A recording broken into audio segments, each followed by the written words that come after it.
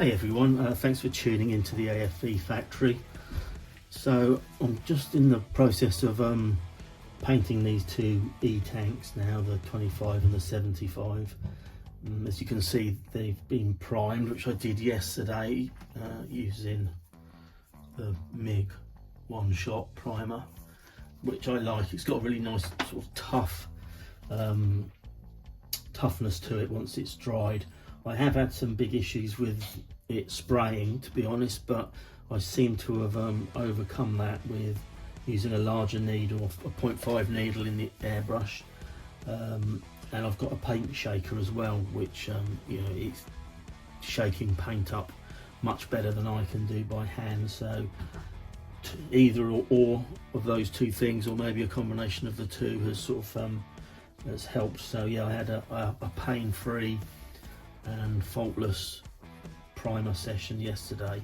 So I did say in the last video what the camos I was going to do on these two. So the 75 will be done in the octopus camouflage, as it's one that I've not done before, and the 25 will be done in a urban block type camouflage. Anyone that's seen the Berlin Brigade chieftains from the 1960s will know what I mean. So yeah, so I'm going to crack on now and get the first coats of paint on each one of these. So we'll go and get to the paint booth.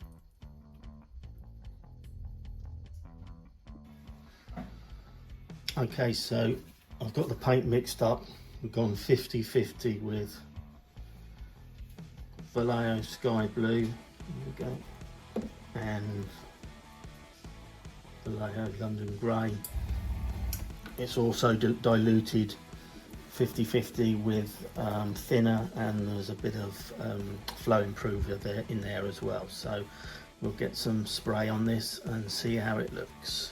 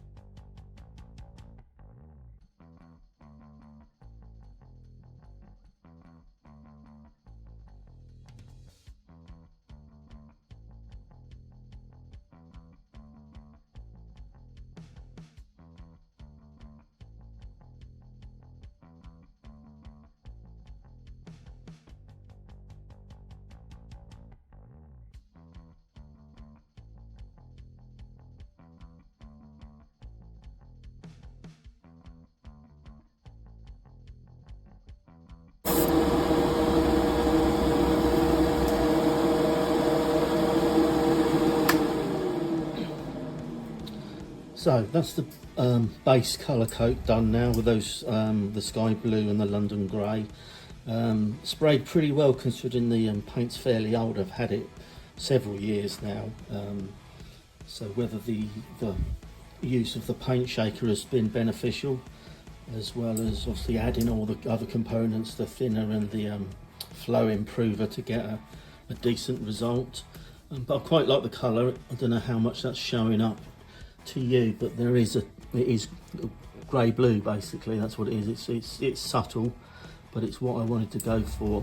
So yeah, so there's the base coat done for that, and next I shall pick out another colour and start blocking it out.